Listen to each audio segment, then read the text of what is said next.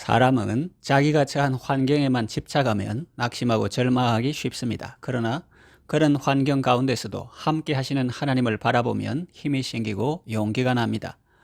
다음은 어느 가정에서 있을 수 있는 대화입니다.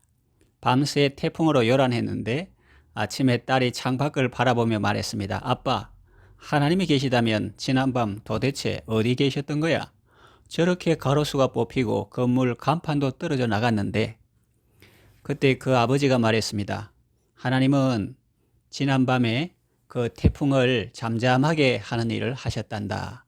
그렇습니다. 상황을 보며 하나님을 의심하고 원망하느냐, 아니면 그런 상황 속에서도 변함없는 사랑으로 우리와 함께 하시는 하나님을 바라보고 감사하고 찬송하느냐, 선택은 우리의 몫입니다. 성경을 읽을 때도 마찬가지입니다. 인물이나 사건도 중요하죠. 그러나 그런 인물이나 사건들 가운데 역사하시는 하나님은 더욱 중요합니다. 그래서 평소에 삼위 하나님 중심으로 성경을 읽고 구속사적으로 성경을 읽는 훈련이 필요한 것입니다. 오늘 본문의 상황을 인간적인 시각으로 보면 매우 절망적입니다. 전술의 기본이 지형지물을 잘 활용하는 것인데 이스라엘 자손은 진퇴양난의 위기 속에 있습니다. 앞으로 갈 수도 없고 뒤로 돌이킬 수도 없습니다. 앞에는 홍해 바다고 뒤에는 애굽 군대가 추격하고 있습니다. 전투력도 비교가 안 됩니다. 애굽 군대는 훈련받은 정규군입니다. 선발된 병거 600대뿐 아니라 애굽의 모든 병거를 동원했습니다. 그런데 이스라엘 자손은 훈련을 받았습니까? 무기가 있습니까? 그야말로 속수무책입니다. 그러나 이 상황을 하나님의 관점에서 보면 매우 희망적입니다. 인간의 위기는 하나님의 기회라는 말이 있지 않습니까? 결과적으로 보면 바로와 그 군대는 패하고 하나님은 영광을 얻으셨습니다. 이스라엘 자손들은 애굽 군대의 상대를 자기들로 생각하고 두려워 벌벌 떨었지만 하나님께서는 이것은 너희들의 싸움이 아니고 나의 싸움이다 하시면서 친히 바로와 그 군대를 멸하시고 승리하신 것입니다. 자, 그렇다면 이제부터 하나님께서 이스라엘 자손들을 위하여 어떤 일을 하셨는지 살펴보겠습니다. 하나님은 그들을 위하여 무슨 일을 하셨습니까? 첫째로 그들을 보호하셨습니다. 바로와 애굽 군대는 마음만 먹으면 이스라엘 자손들을 바다에 몰아넣을 수 있었습니다. 아니면 다시 노예로 끌고 올 수도 있었습니다. 그런데 그렇게 되지 않았습니다. 아니, 그렇게 할 수가 없었습니다. 이스라엘 자손을 무기도 없는 오합지졸로 보고 만만하게 생각하고 다시 돌아오려고 했는데 그게 생각처럼 잘 되지 않았습니다. 그들에게 가려는데 갑자기 불기둥이 나타난 것입니다. 본래 그 기둥은 이스라엘 자손들 앞에서 그들을 인도했는데 애굽 군대가 추격하니까 이제 이스라엘의 뒤로 이동하여 애굽과 이스라엘 사이에 벽이 된 것입니다. 20절 애굽 진과 이스라엘 진 사이에 서니 저쪽에는 구름과 흑암이 있고 이쪽에는 밤이 밝음으로 밤새도록 저쪽이 이쪽에 가까이 못하였더라 했습니다. 바로가 생각이 있는 군주라면 이점에서 아차 하고 돌아갔을 것입니다. 여호와가 그들을 보호하는구나. 이스라엘과 싸우다간 오히려 우리가 죽겠구나. 그렇게 생각하는 것이 맞습니다. 그러나 그는 장자 죽임을 당하고도 아직 정신을 차리지 못하고 있습니다. 불기둥이 막아선 것을 보고도 깨닫지 못하고 그저 잠시 후면 지나갈 자연 현상이겠거니 생각하고 돌이키지 않습니다. 우리도 자칫하면 바로와 같은 어리석음에 빠질 수 있습니다. 아무 무기도 없고 훈련도 안 받은 이스라엘 자손들이 척박한 땅에서 안전하게 보호받을 수 있었던 것은 하나님께서 그들의 방벽이 되어주시고 방패가 되어주셨기 때문입니다. 우리는 이것을 분명히 기억해야 합니다. 내가 말라리아에 걸려 죽을 수 있었는데 죽지 않고 살아남을 수 있었던 것은 하나님께서 그 위해를 막아주셨기 때문입니다. 내가 코로나 바이러스에 걸려 죽을 수 있었는데 죽지 않고 살아남을 수 있는 것은 하나님께서 그 바이러스의 위협과 공격에서 나를 막아주시기 때문입니다. 내가 마스크를 잘 착용하고 내가 부지런히 손을 씻고 건강 관리를 철저히 했기 때문에 안 걸리는 것이 당연하다고 생각하시면 곤란합니다. 하나님의 보호는 계속됩니다. 22절 이스라엘 자손이 바다 가운데를 육지로 걸어가고 물은 그들의 좌우에 벽이 되니 그랬습니다. 참 신기하죠. 물은 원래 이런 상황에서 삼키고 덮치고 우리 생명을 위협할 수 있는 것인데 오히려 벽이 되었다 하지 않습니까? 코리텐 붐 여사가 나치 수용소에서도 사람들에게 복음을 전하고 성경 공부를 인도할 수 있었던 것은 빈대가 오히려 벽이 되었기 때문입니다. 빈대가 많은 곳이라 간수들이 감히 접근을 못했기 때문입니다. 하나님은 놀라운 방법으로 자기 백성을 보호하시고 지켜주십니다.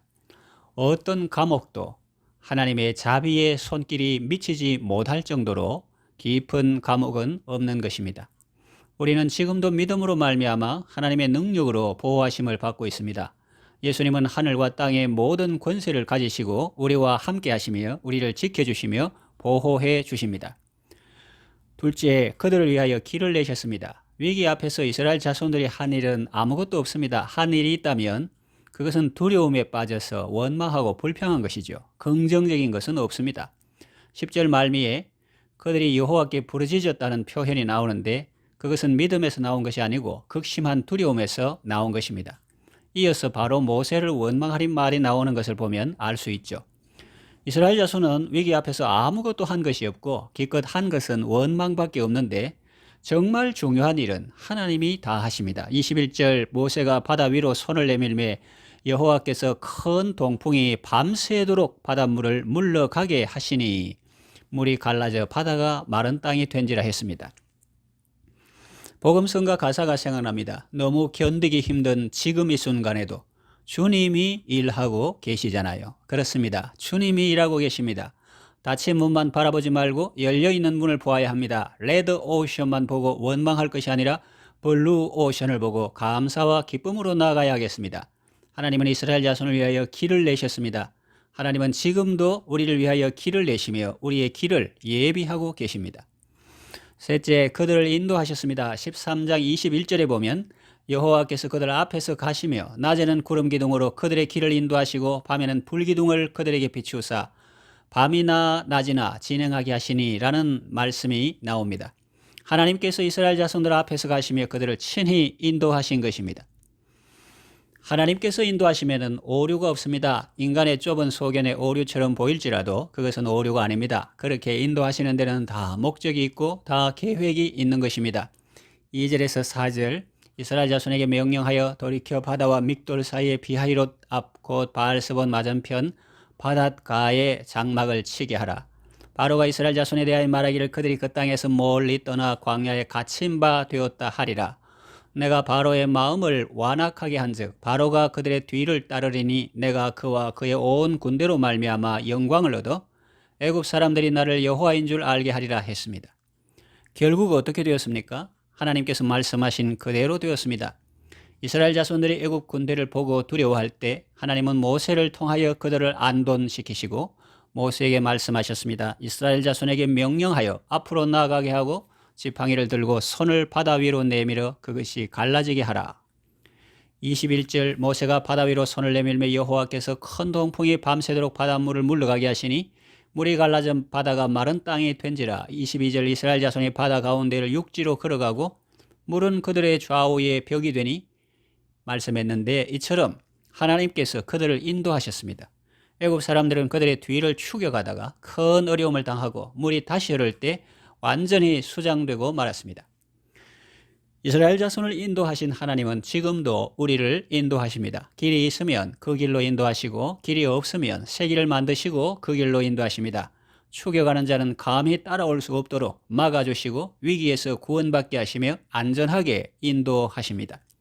31절에 보면 이스라엘이 여호와께서 애굽 사람들에게 행하신 그 큰 능력을 보았으므로 백성이 여호와를 경외하며 여호와와 그의 종 모세를 믿었더라고 했습니다. 우리 또한 하나님의 구원하심과 인도하심을 여러 번 체험했습니다. 그렇다면 이제부터는 어떻게 살아야 하겠습니까?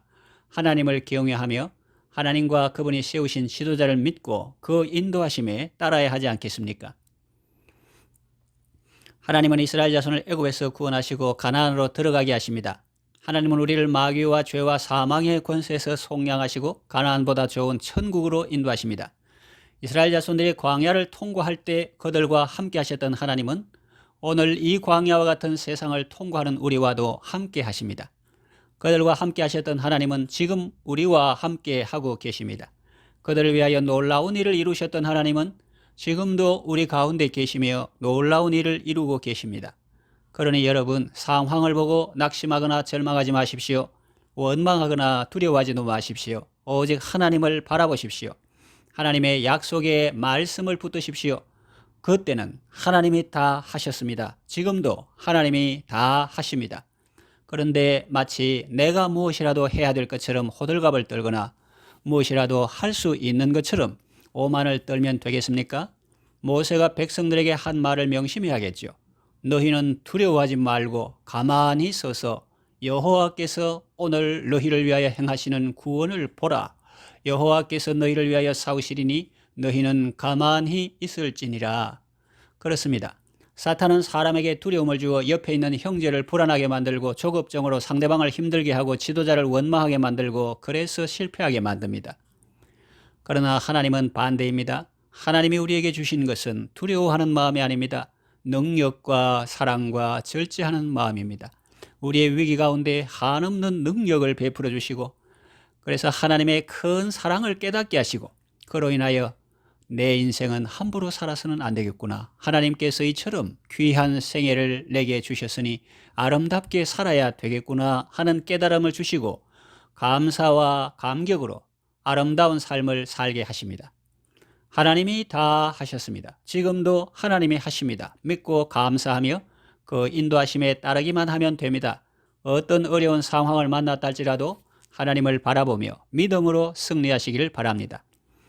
기도합니다. 하나님 아버지, 인생길 갈 때 자신만 바라보고 환경만 생각하면 낙심하고 절망하기 쉽습니다. 내 힘만 의지하면 패할 수밖에 없습니다. 내 삶의 운전대를 내가 잡고 고생할 것이 아니라 주님께 그 운전대를 맡기고 평안함과 담대함으로 나아가게 하소서. 모세는 이스라엘 자손들에게 여호와께서 너희를 위하여 싸우시리니 너희는 가만히 있을지니라고 말했습니다. 힘 있는 장수 나와서 날 대신하여 싸우시는 것을 보게 하소서. 이 장수는 만군의 주시며 당할 자 아무도 없는 우리 주 예수 그리스도십니다. 앞서가신 예수님을 바라보면서 믿음으로 담대하게 천성을 향하여 나아가게 하소서. 예수님의 이름으로 기도합니다. 아멘.